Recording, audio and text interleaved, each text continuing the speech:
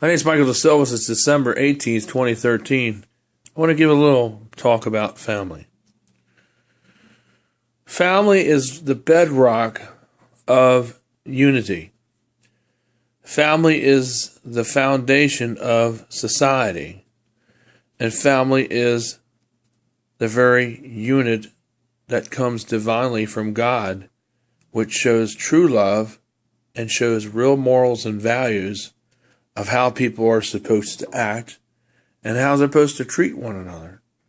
You know, a lot of us always have some odd people, or what we call couples, that do live in our lives that are family members, and they get on our nerves for what other reason or another. And sometimes they do things or say things or don't always agree with us, so therefore we feel like we have to exclude them because they don't fit in our little clique or group. Or, you know, we want to put them in a category because we think they don't have enough money to be a part of that group because we feel like they don't have enough money to pay for their meal, and really we don't really know all about the situation. But, you know, whatever the case may be, all I know is that family is so important. That family is what keeps this country strong. And family is what will keep this country together. You know, it doesn't matter if you're black, red, green, yellow, white, or whatever color you are that God made you to be. Family is the most key important thing of the whole thing. Even though the government wants to quickly say, don't talk about husband and wives, don't talk about children and mothers and fathers, don't talk about all this stuff. This is not cool. This is not trendy. You know, we want to be promoting homosexuality and gayism, and we want to be promoting, you know, racialism and getting everybody all mad and up in arms with each other over an imaginary thing that isn't going on, and we want to make people feel like there's all kinds of shootings going on so we can roll in martial law to take away everybody's guns, when really it's all a lie, and the media is being paid and forefronting this stuff that is totally an abomination to God and into this country and to other countries where this has happened, you know, and yet none of this stuff is going on at all, but yet we want to tell people a bunch of lies that all this stuff is going on. But listen, family is what made this nation of ours. It's not perfect. No country is perfect, but it's a lot better than most other nations in the world. It's more freer here than it is anywhere in the world. So family is like the niche to everything. Without family, you have nothing. Without family, there's no understanding. Without family, there's no love. Without family, there's no compassion. And without family, there's no societies. So family is what makes everything. You know, when my grandmother and grandfather, just to say a little more about families, were alive, I think a lot of the family members kind of missed the point in my family. That the reason why they got together twice a month with people that moved in North Carolina, you know, that are in my family and who moved to other neighboring states, they would always still find a way to come. They were doing it for them because they didn't want to upset them. But the real reason why they did this, you know, why we got together, is so we could talk to one another and actually sit down as a family and set our differences aside and be able to sit at the same table peaceably, rationally, as human beings. And be able to talk about things like human beings and be able to take time out of our busy schedules and jobs and churches, planning and things, so we could all sit around and enjoy the company and fellowship of one another.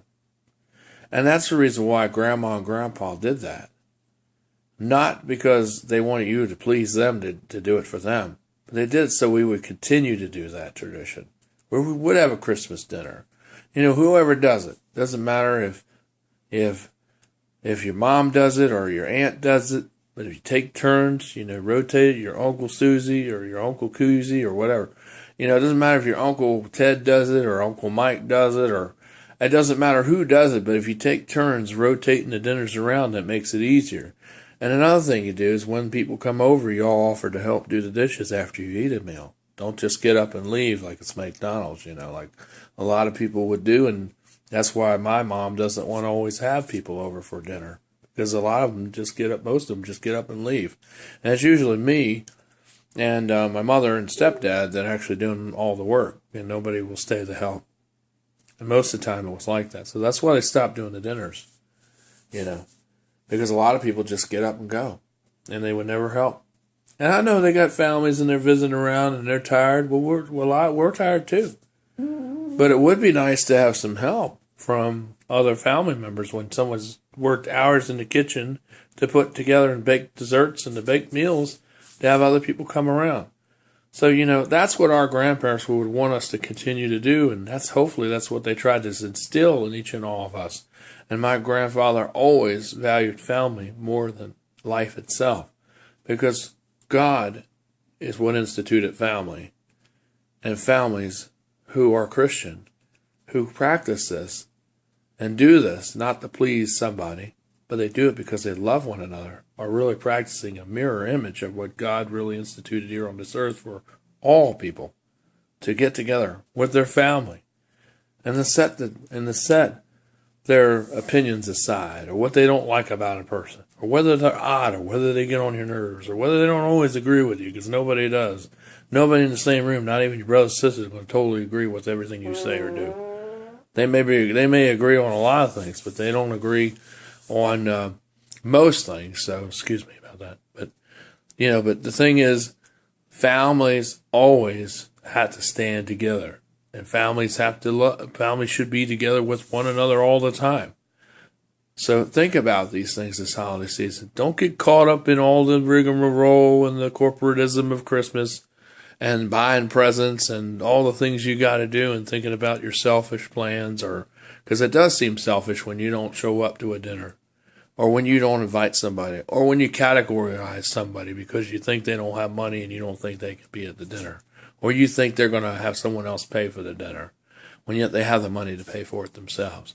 Or, whatever the excuse is. Don't be all caught up with all that crazy Satan stuff, Be loving, be compassionate, because whatever you do to a person is what when you treat them bad, when you exclude them, when you put them in categories, or when you say they're like a little kid when yet they're an adult, and yet you're treating them like a child, you're actually doing that to Jesus Christ. Whatever you do to them, you're doing to me, is what Jesus says. So we need to start loving and stop acting like children and start treating everybody fair and equally. And stop looking at someone when they're 40-some years old as a child and look at them as an adult, because that's who they really are and what they are. And start realizing that, And that's when families will really be more harmoniously together instead of acting like that. That's my little talk about families. I love y'all. Have a nice day. And this is my blog for December 18th, 2013. I know it said 17th in the other video, but I wasn't sure about the day. So, anyway, I love you, and please subscribe down below and tell people about this channel. Hope you all have a good, blessed, and Merry Christmas, and a Happy New Year, and may God be with you throughout the upcoming year, and hope everything goes the way it should, so you'll be successful and be very blessed and have the money to pay for your bills in the upcoming year. See you for now. It's Michael DeSolis with my blog for the day.